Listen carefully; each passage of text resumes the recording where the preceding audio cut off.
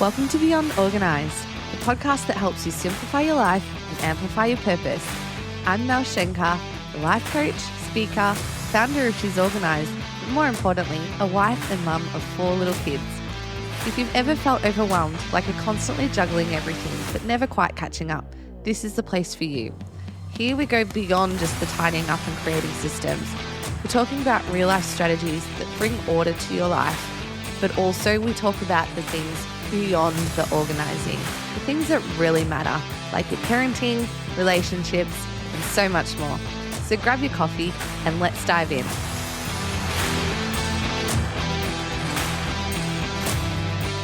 Welcome to today's episode.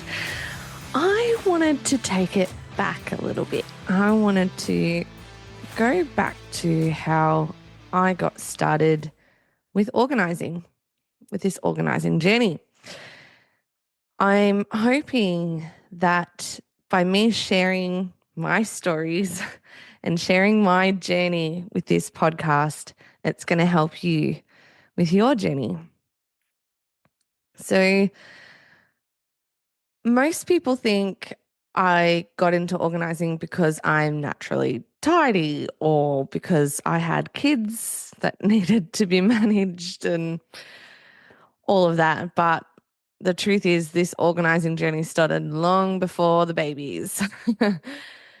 People ask me, how do you do it all? The kids, clean home, work, friends, all of it. And I tell them I certainly don't have it all figured out. It's taken me 12 years to get to this point, and there's a lot I have learned along the way. So I'll share a little bit of how I started out and what set me on this path and a practical tip to help you not have to spend the next 12 years of your life figuring it out. So I guess it all started really back early when I first got married 12 years ago. And I didn't set out at all to be this organised person or anything. I just wanted to get on top of my finances, our finances. I was terrible with money. I came into the marriage with debt.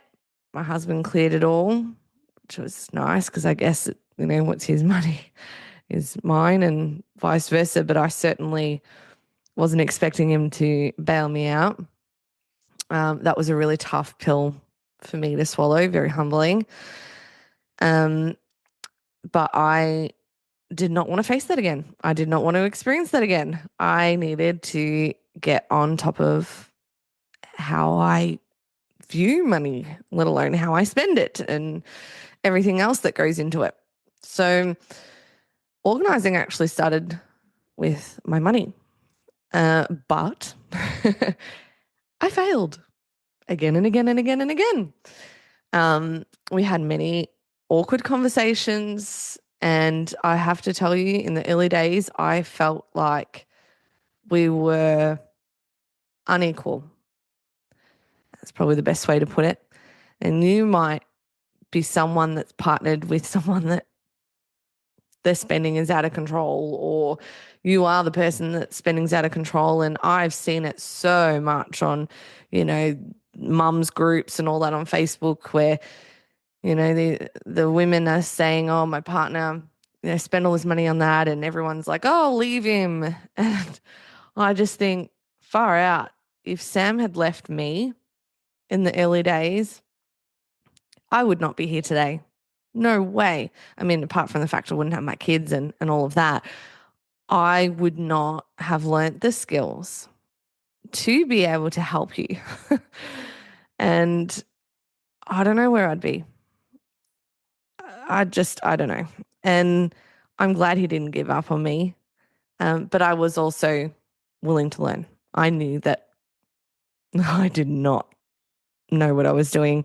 I didn't even know how interest worked or anything like that, which to what I know now, I manage my own investments and all that kind of stuff. Like, to what I know now, that blows my mind that I didn't even know how it worked. But you might be in that position where you do not realize how all this finance stuff works. And I'm glad that I went on this journey and that I learned, because I probably wouldn't end up having worked in a bank, in the servicing and the operations department side of things. I just, I'm dealing with interest rates and all that kind of stuff. So I'm grateful for what I learned, but it took me a long time. And it started in trying to stick to a budget. Well, that didn't work because, yeah, I had a certain amount of money and I was like, okay, so we'll spend $20 a week on groceries. Well, that's not realistic. So, yeah, things got blown out because I wasn't really budgeting and understanding how we lived and how we needed things too. And yes, a lot had to be cut back and sacrificed and all of that.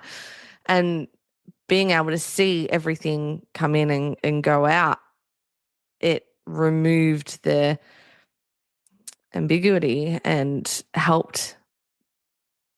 clarify a lot of things and help me go, oh, actually, I can stop spending on that. But it was still chaotic. And my mind was not, it was so restrictive. I saw it as a restrictive, punishing side of things. And now, no way. It's enabling, it's enabling the kind of future that I want for me and my family. And I do not see it as a restriction at all because I don't budget in a way that is restrictive. I account for all things, including non-essentials and things like that. And yep, I'm feeling that living crisis pinch as well with the costs of everything. And, I'm not immune to it. I'm feeling every bit of it too. And, having been on maternity leave with my fourth child, there is no money, really. But we also don't have any debt. And that, and we've managed to not go backwards during this time. So even you're going to have seasons where you just need to stay afloat until you get through to the next season. And that's where we're at right now. Just making it week to week. But I know that soon things will start to pick up again and we can breathe a little bit better. But if this was the old me, 10 years ago, 12 years ago, I could tell you we probably would have racked up another, I don't know, $30,000-$40,000 of debt by now, just taking a year off for the baby, at least. So it started with the money, but getting that in order was not what changed everything, unfortunately, because the big problem, apart from my spending, was I was spending to make things easier for me in the home. So I was introduced to a couple of different decluttering gurus and some incredible, incredible people out there. And I actually had no idea that decluttering was a thing. I didn't realize that people actually got rid of things. I only ever got rid of something once it got used, like I don't know, the toothpaste was empty, then you throw it away. Like before that, I never really, I don't know.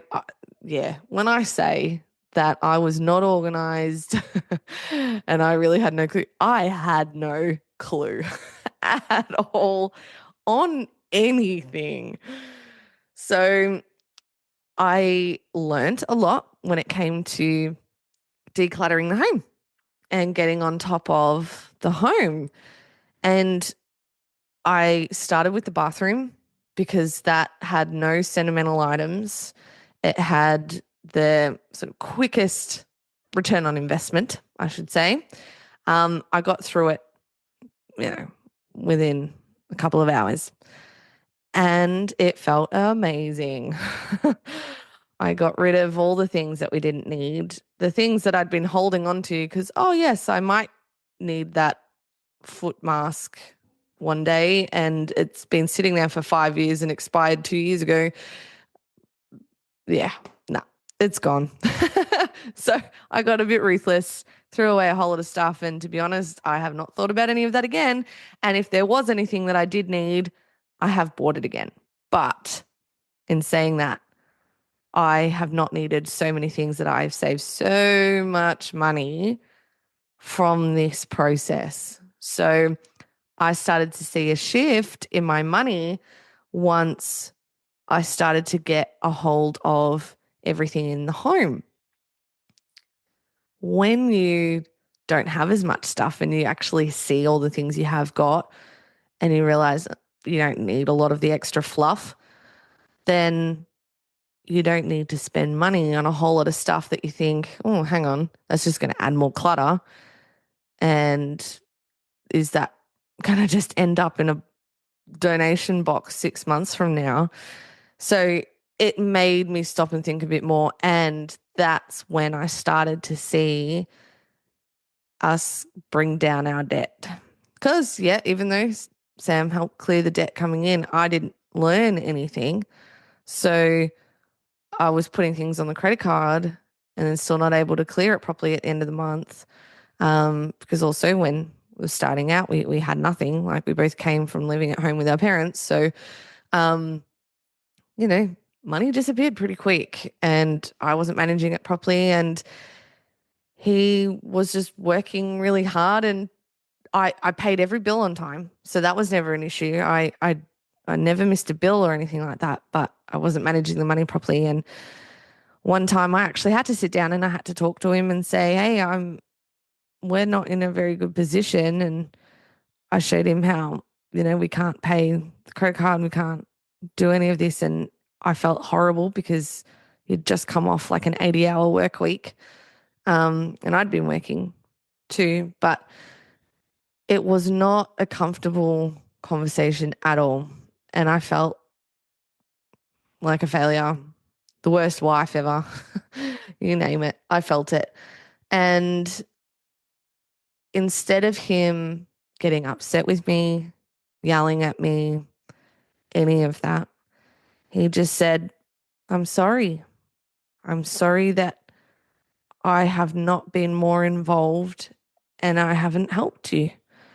I knew that money was not your strong point and I just assumed that you'd be okay. So he apologized, which I was shocked about, but really grateful for because we didn't resent each other. We didn't attack each other. We just helped each other. And because of him not attacking me, not saying, what is wrong with you? And why couldn't you manage that? Because that's all the stuff I was talking to myself, saying to myself. Because he didn't do that to me. I changed. I improved. I got better. And when I started getting on top of things within the home, and he could even see a physical change in how we were doing things, it started to positively impact the finances too. And not just that, I started to actually say to myself, maybe I can do this. Maybe I can learn. Maybe I can change. I can improve. And it started to build a more positive self-talk and a confidence that I'd never had before. A confidence that, okay, maybe I can do the whole wife thing and eventually mothering thing, and maybe I can adult. It's probably the best way to put it. So that then ripple effect into the other pillars, I will say, the other areas of my life. So as you may recall in earlier episodes, I talked about how I have the 5 pillars. We've got time, home, work, money, self-care. So I was starting to get the home pillar in order. And my money pillar was starting to get into order. It still took about another 4 years from there to be able to clear the debt. So it was a slow, painful process, but one that helps me see to never go back there. um, but I still, time, work, self care, still had to work on those three. Now, my time did start to become more efficient. And that was particularly once I had my first child, my son. I started to realize that I can't just hop in the car and drive down to the shops. It takes about 30 minutes at least to hop in the car and drive down to the shops, because it's not just hopping in, it's getting him changed, changing nappies. Oh, yep, make sure he's fed, do all that. Oh, no, he's just had, filled his nappy again. All right, change it again, hop in the car. Oh, no, wait, forgot this. Oh, no, he's just vomited all over himself. Get out of the car. Like, seriously? Just wanted to hop in the car and go to the shops. But no. So everything changed when it came to time management once I became a mum. And that really helped positively impact how I was then when I went back to work as well. So I was working from home right from the start of being a mum, way before COVID. Where I worked was way ahead of the time, still is. That place, I don't work there anymore, but it was really a good place to to work when I had such little family and everything. So getting on top of the home, I had less clutter around. I was becoming more efficient when I was working because I could think clearly. And then when I was in the office, I wasn't thinking about the millions of things I had to do at home and the mountain of washing and the mountain of I was on top of it. And my time became a bit more efficient. And once I stepped into leadership roles and I learned more about time blocking and all that kind of stuff, the more and more order came into my time. And that flowed on into the work side of things. But I kept learning.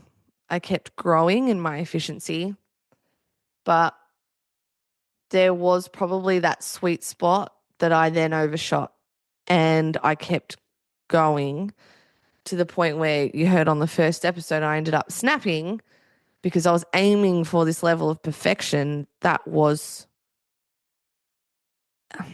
not sustainable and very hard to attain. And it was costing me my happiness and my joy, and it certainly was impacting my family's happiness and joy. So there is such thing as going too far with this organizing journey, and I definitely had the 4 pillars out of the 5 more down pat, and I was doing so much better. But self-care, that last pillar there, oh my gosh, didn't even exist. It was like a hole in the wall. There's something missing. And the more I became organized, the more I was doing stuff around the house and with work and everything else. And I was just aiming for this level that, quite frankly, impressed a lot of people, but was just not sustainable. The time for me just disappeared. It became almost non-existent. And that's why I was getting angry at everyone, because I'm saying, stop making a mess. I've just cleaned that. Stop making a mess. It's not fair. I want to have some time for myself. I want to sit down and relax. When in reality, I probably didn't need to clean that thing for the 20th time, because who's really going to care? And I could have done that once they went to bed, and then I wouldn't have had to have redone it another 20 times. Okay, there's things that you still have to get done during the day, because otherwise the house will probably be burnt down by the end of the day. But if your kids are anything like mine.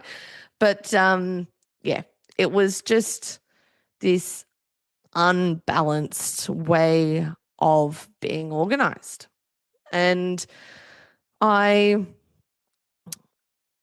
became resentful.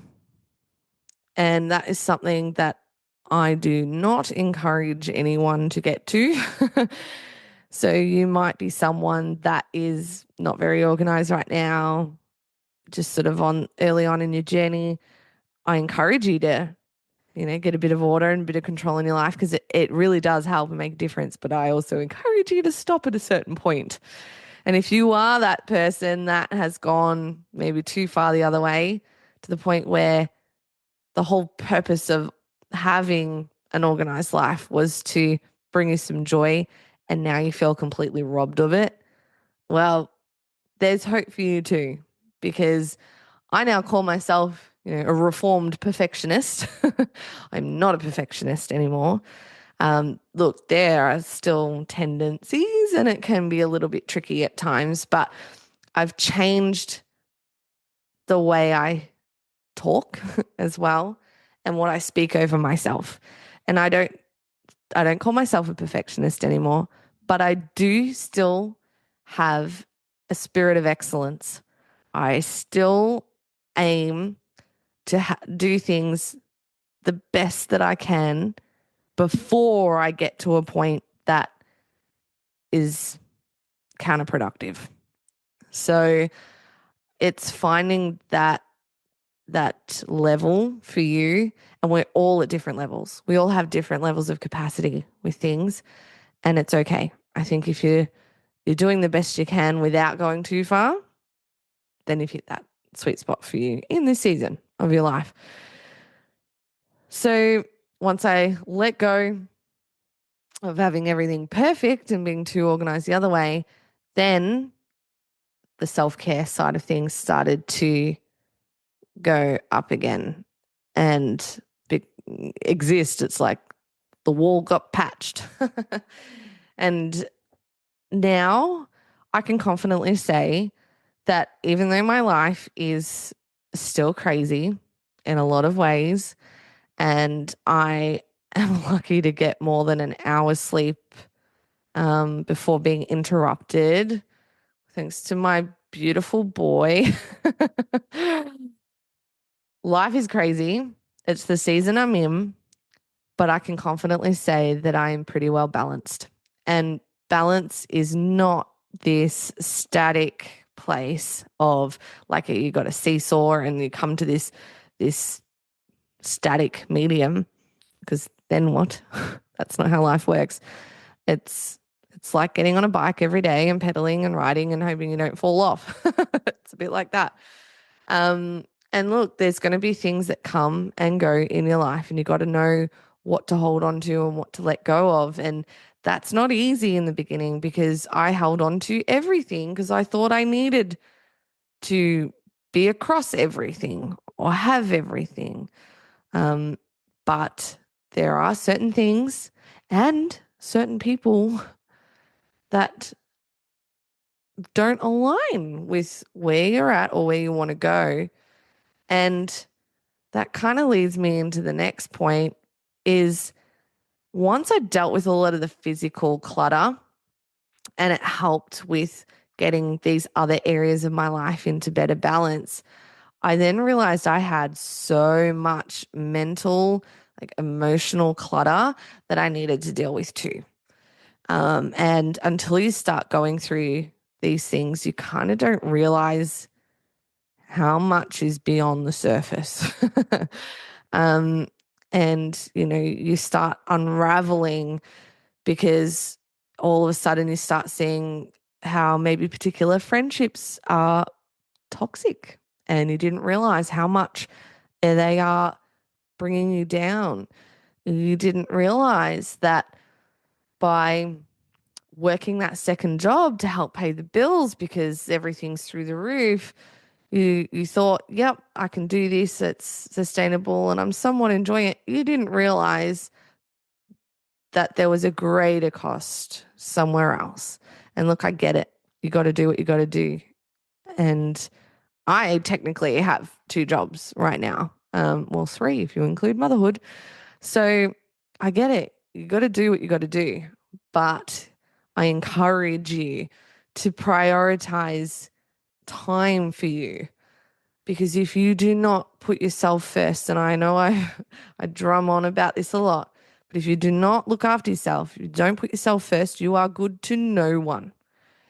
You're no good to your family. You're no good to your friends, to your workplace, no one. You have to look after yourself. And it's not selfish. Like, you wouldn't believe how many people I talk to where they just can't put themselves first. And look, I was one of them. It's hard putting yourself first, but when you start to see it in a way that it's not just about you, it is a way of being able to serve those you love better and have your heart in it more, then it becomes a little bit easier to look after yourself. So if you're someone that struggles to put yourself first just for the sake of needing to put yourself first, think of it as a way of still being able to then look after the people you love so much better because you put yourself first. It's like the oxygen mask theory, with in the airplane, you gotta put on your own mask before you can save everyone else. So I do encourage you to deal with physical clutter, mental clutter, and all that. And you're thinking, okay, well, that's good, but how? Where do I start? What do I do? Everything's a bit of a mess, and there's so much in my life to filter through. I don't know how to. Well, I may have mentioned this before. I can't remember now. Between social media and everything else, I've said it enough times. But within my methodology, the Beltrix method, where you've got the 5 pillars and all of that, I also have what's called the 4D filter. So within that filter, we've got the delete. So looking at whether it's physical stuff, let's just go off physical stuff for now, that you can remove actual items from your home, from your schedule, from your work, whatever it is. Delete. Then you've got delegate. Is there someone else who can do this task?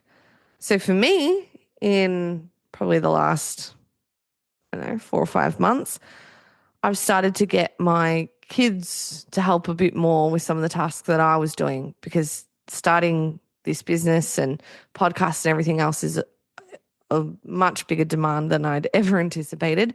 And so I need more help. And my 2 older boys, my daughter tries to help, but it's not that helpful. But my 2 older boys, they now unstack the dishwasher in the morning for me, and they put away what they can, the glasses and stuff they can't quite reach. So they just leave it on the bench and I put it away. But that still saves me so much effort. So delegate, you might think, oh, I can't get my kids to do this because it's so much more efficient if I do it. It's quicker if I do it. It's easier if I do it. Well, yeah, maybe, but we need to also teach them skills, because I want them learning skills that I had to learn once I moved out of home. I want them to learn before they get to that stage, and for it to become normal and to help their future wives, partners, and that to, do their bit too. So it might take a little bit longer right now, but it does help. It really does help. I don't have to worry about as many things. I still oversee because that's just how I am. But yeah, it does help. So after we do the delete and the delegate, we have delay. Now, this isn't for everything, and I'm not telling you to go putting off doing a certain task that you need to do. But if you are getting to the point where you're becoming over-organized and it's like, oh, I've got to do these 20 things every day all the time, well, maybe just step back for a minute and go, actually, do I need to be scrubbing the shower right now? Like, actually, instead of doing it every week, maybe I could get away with doing it every 2 weeks in this season because I've got a lot on my plate. Like, is it really going to kill anyone? Probably not. Or you just clean the floor part where your feet touch or whatever. Like, you delay and you put things off a little bit. And then the final one is do differently. So this one I like for automating, having better systems, putting things in place that's going to actually simplify the way you do things. So like an easy one is if you're paying bills manually all the time, well, maybe set up direct debits and other ways to actually automate it and make it easier for you. Maybe set up so then it notifies you on your phone when a payment's gone through or comes out, so you don't have to keep logging in to see if payments have gone through and all of that. So there's always a way that things can be done differently and possibly more efficient. And it might take you a minute or two to set up initially, but it will save you more in the long run. So I just want to encourage you that, you don't always need more containers, more systems, more anything. Sometimes you need less. So I know I've rambled on a lot. I've talked a lot. I'm sorry if it's bored you to death, but I do want to just let you know and encourage you that I started off terribly. I then went too far the other way, and now I'm somewhere in the middle. And it can happen for you too. And if you've got questions, if there's particular things that is bugging you and you want to know more about, please send through an email. I'll be more than happy to answer your questions directly. And yeah, I really look forward to hearing from you, and remember to send through your questions and that too, so I can keep answering them through on future episodes as well. So I hope you got something out of today, and I'll talk to you next time. If you loved this episode, don't forget to hit subscribe so you don't miss what's coming next. And if you want to continue the conversation, you can connect with me on Instagram at shiz.organised, or for some free resources, head over to beyondorganised.com/toolkit. Remember, organising is a tool to live the purposeful life beyond it. See you next time.